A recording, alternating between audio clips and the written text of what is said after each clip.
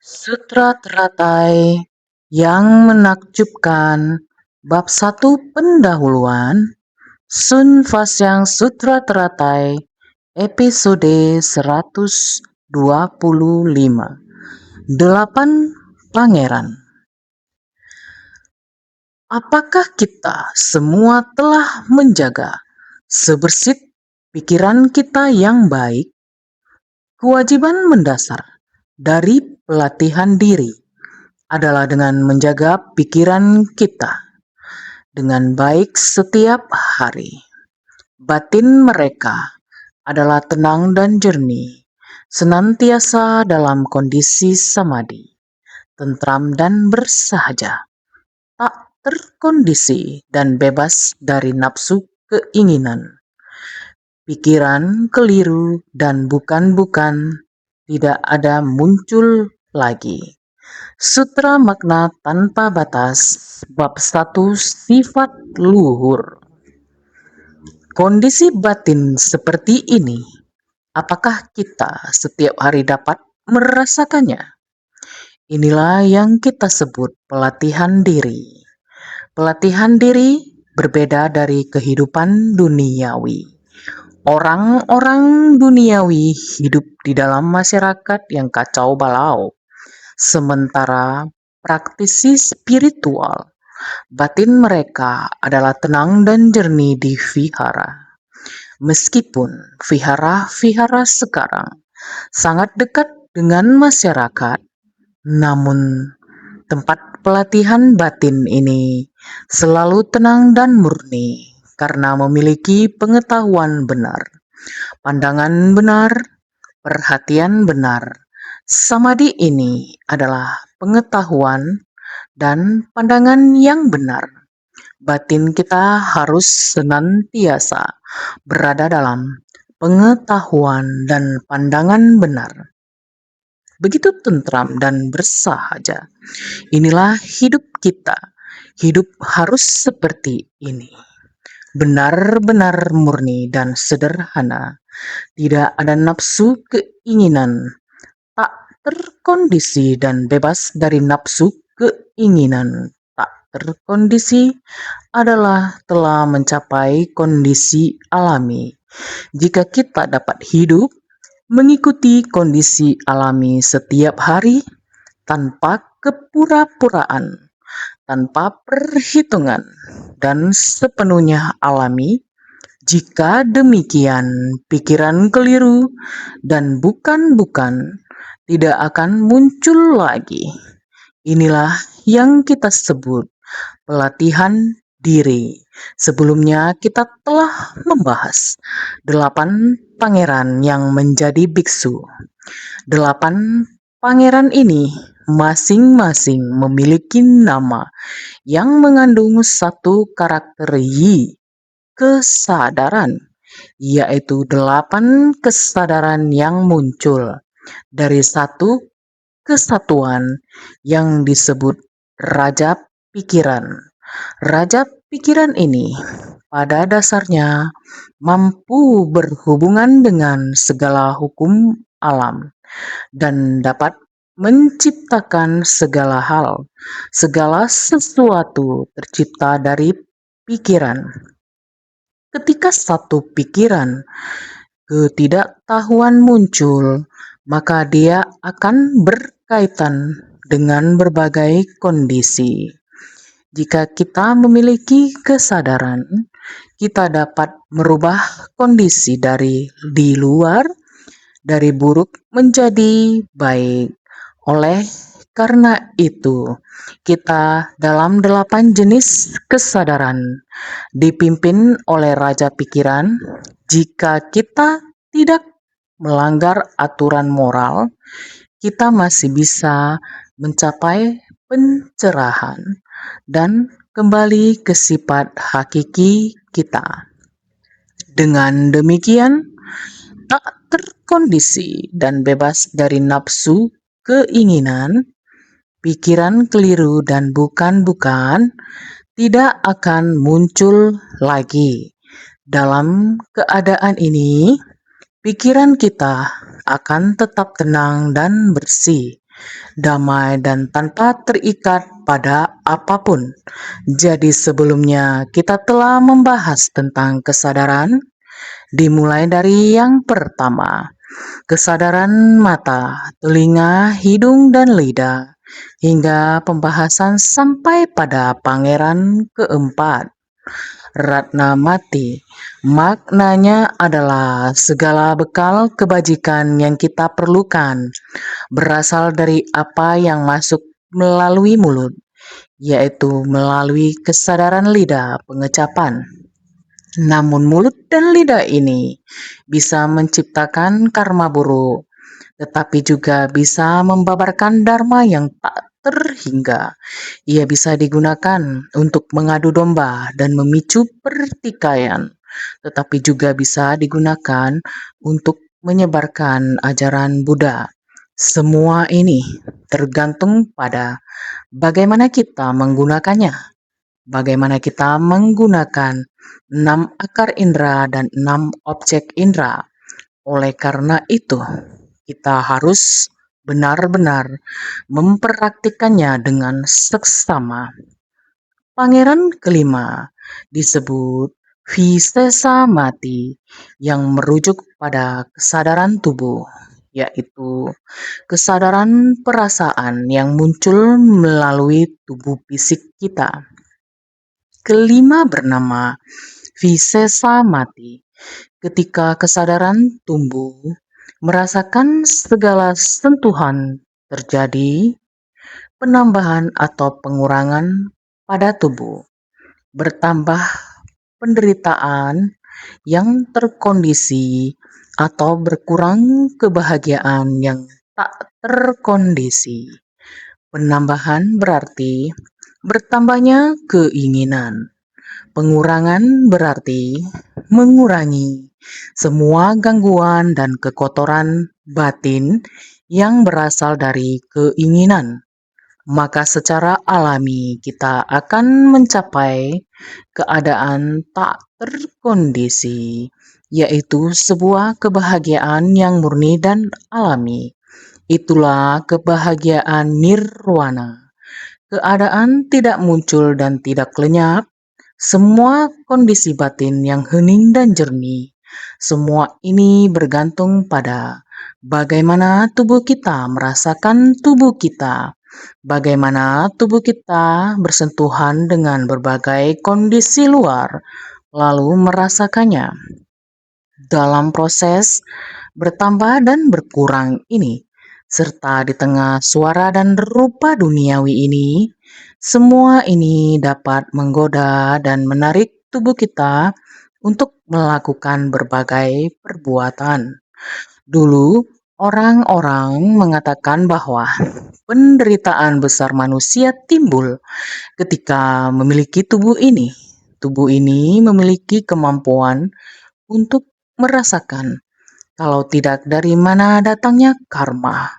Semua karma terbentuk dari perbuatan.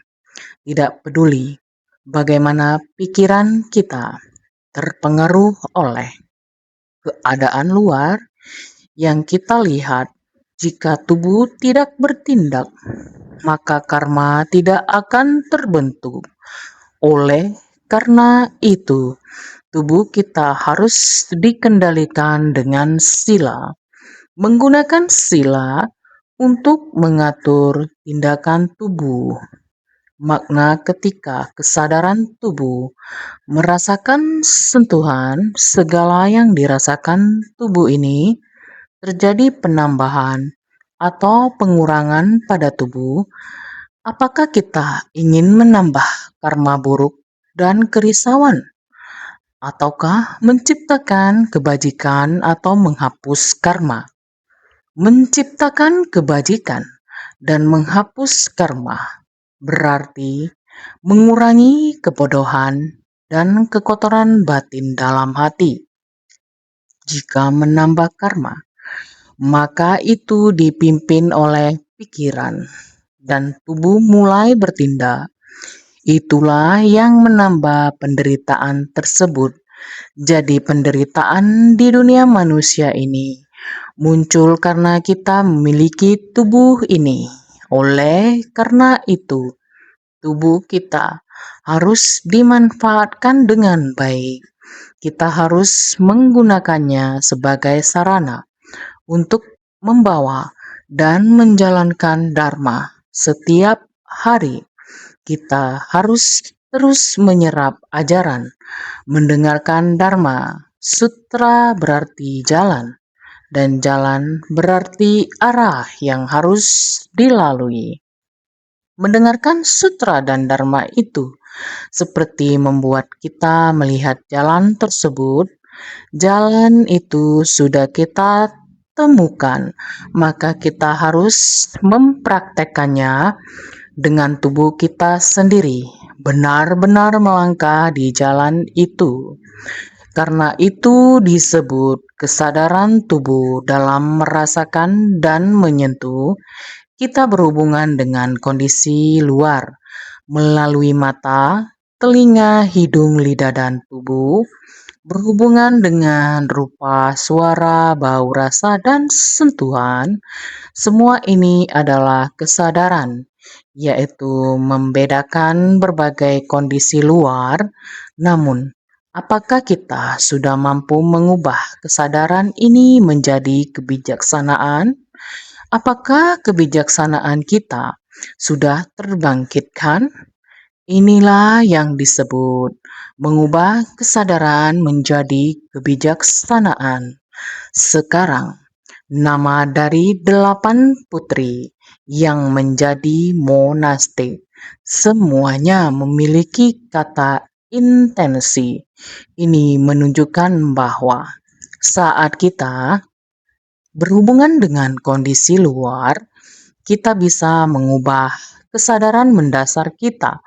Mata juga ada kesadaran mata, telinga juga ada kesadaran telinga, lidah juga ada kesadaran lidah, hidung juga ada kesadaran hidung, tubuh juga ada kesadaran tubuh. Sebagai orang awam, kita bergantung pada 5 akar dan 5 kesadaran kita untuk terhubung dengan 5 objek indera. Hal ini memudahkan tubuh ini untuk dipicu oleh sentuhan. Ketika kesadaran tubuh ini bersentuhan dengan sesuatu, ini akan menciptakan karma baik atau karma buruk. Untuk menciptakan karma baik, kita mengubah kesadaran dari 5 akar dan 5 objek indera menjadi kebijaksanaan saat kita mempraktekkan cinta kasih dan kebijaksanaan.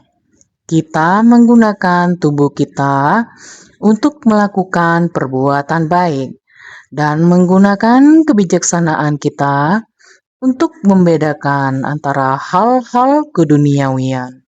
Jadi ini disebut membedakan dengan jelas antara yang benar dan yang salah di era yang agung. Jika kita menggunakan kesadaran objek indera di luar jalinan sebab, dengan sendirinya kita dapat memperoleh bimbingan darinya. Itu artinya telah salah. Yang telah dilakukan sangat banyak yang merupakan kesalahan.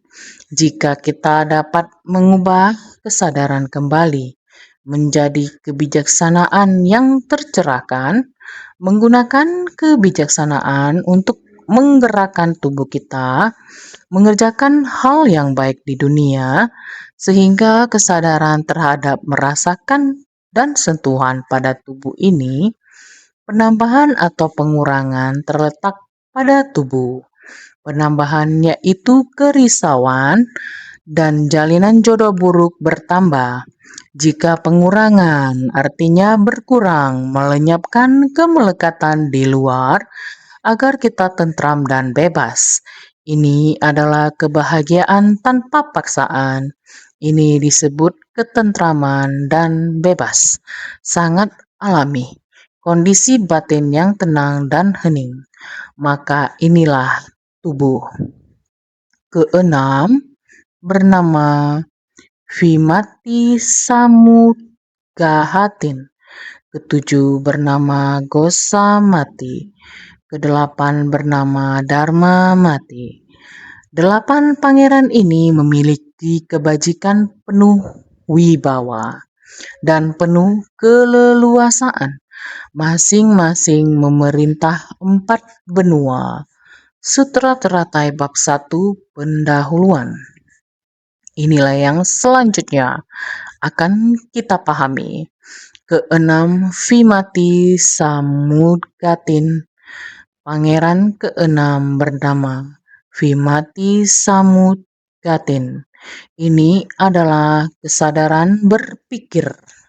Kesadaran berpikir bagaikan dharma juga telah melenyapkan keraguan dan memahami dengan jelas. Kesadaran berpikir mengetahui dharma. Keenam bernama Vimati Samudgatin. Dengan kesadaran pikiran memahami dharma, menghapus keraguan dan memahami dengan jelas, menghapus keraguan atas fenomena dan prinsip, serta memahami dengan jelas akan delusi dalam samsara. Kita telah membiarkan pikiran ini mengubah kesadaran menjadi kebijaksanaan. Jadi kebijaksanaan dari kesadaran, pikiran ini memahami dharma. Terhadap dharma akan sangat tuntas memahaminya, memahami bahwa segala penderitaan di alam manusia adalah berasal dari akumulasi kumpulan keserakahan, kebencian, kebodohan, keangkuhan, keraguan, menyebabkan keberlanjutan dari terciptanya kerisauan yang tidak terhitung jumlahnya. Telah mengetahui semua ini, sehingga dia bisa menghapus keraguan dan semua kesalahan yang tidak benar itu, menganalisanya dengan sangat jelas, menghapus sangat banyak kerisauan, keraguan, dan delusi. Setelah menghapus keraguan atas fenomena dan prinsip, kita tidak terpisahkan dari masalah dan orang. Setiap hari dalam berkehidupan, kita harus menghadapi orang, ruang kita, kondisi lingkungan di sekeliling kita. Setiap hari selain diri kita sendiri, kita pasti akan bersama dengan kerumunan orang banyak. Hubungan antar kita sesama manusia harus selalu menimbulkan rasa menghormati. Di dalam Sutra Teratai Bodhisattva Sada Paribhuta, sikap beliau terhadap orang lain bukankah memiliki rasa hormat terhadap semua orang?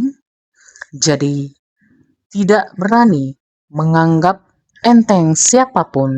Ini berarti menjalin jodoh baik. Ketika setiap orang memiliki kemungkinan untuk mencapai kebudaan, setiap orang merupakan Buddha yang akan datang. Jadi harus menimbulkan hati yang penuh rasa hormat dan saling menghormati. Hati semua orang akan menyatu. Apapun yang dilakukan akan menjadi kebaikan. Jadi, ketika antar sesama harmonis, maka tindakan kita akan harmonis. Ketika tindakan kita selaras, secara alami prinsip kebenaran juga akan selaras. Jika kita memiliki keraguan terhadap orang lain, apakah Anda akan memiliki perasaan yang baik terhadapnya?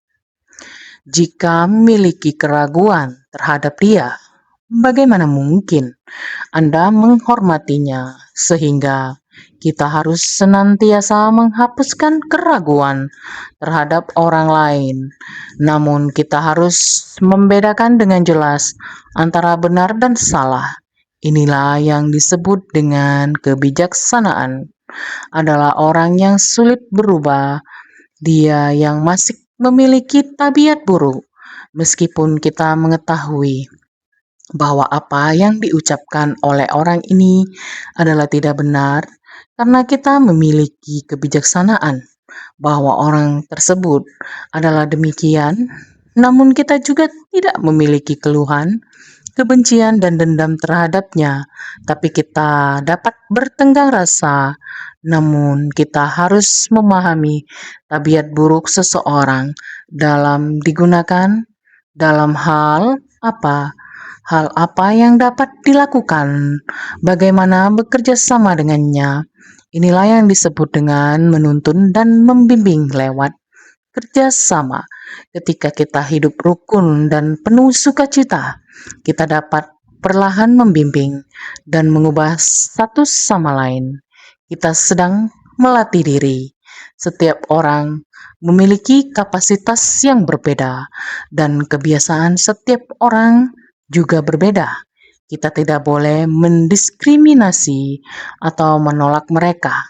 Kita tetap harus belajar bagaimana bekerja sama, saling melatih, dan menjalankan tugas bersama. Inilah sikap yang perlu kita miliki dalam melatih diri untuk bersikap toleran dan tidak menolak orang lain. Bagaimana cara membimbingnya? Ini sangat penting. Oleh karena itu, Vimati Samugatin berarti kita harus selaras, sempurna setiap saat dalam menghadapi orang, urusan, dan prinsip. Untuk bisa selaras sempurna, harus terlebih dulu menghilangkan keraguan ini.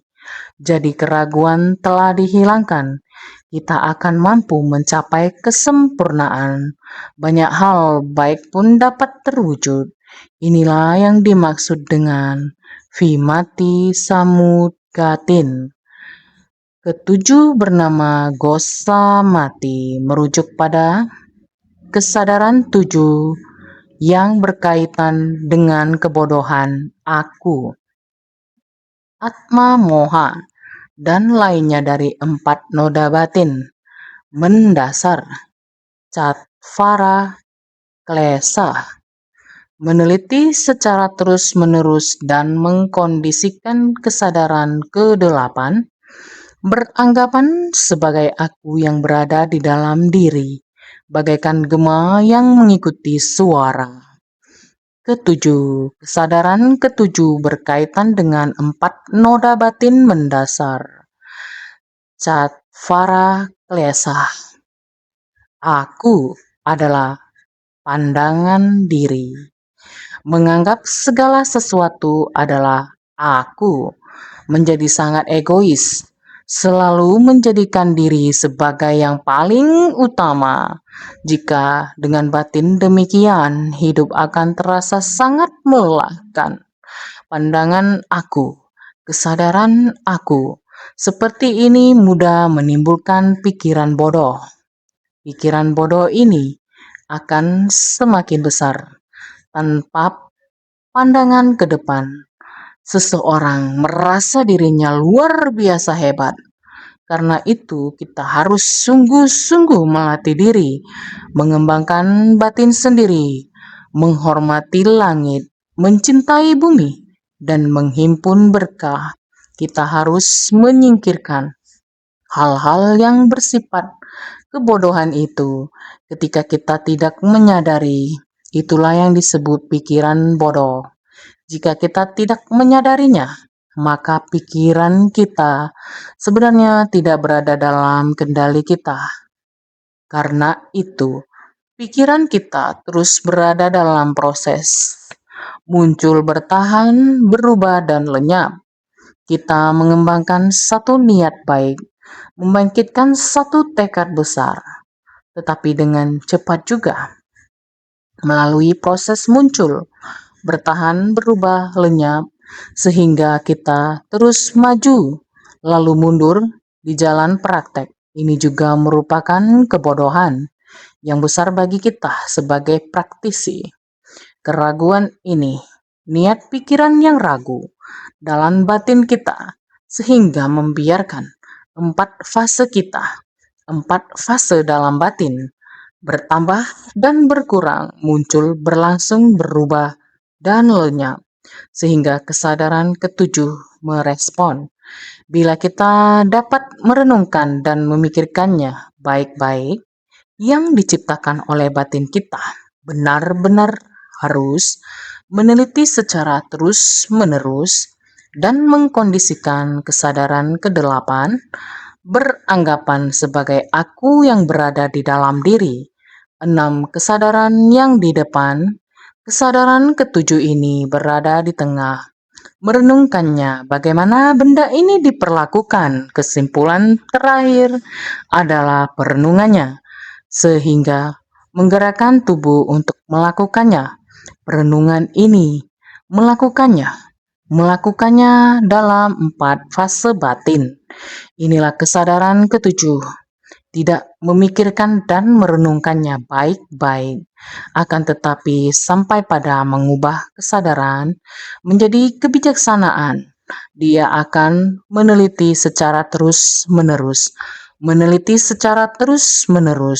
Ini benar, ini tidak benar, sehingga harus bisa membedakan yang benar dan yang salah. Juga harus mengandalkan kesadaran ini, sehingga saudara sekalian, kita harus tahu bagaimana memasukkan fenomena luar ke dalam batin kita. Kesadaran ketujuh, merenungkannya harus dengan bersungguh hati.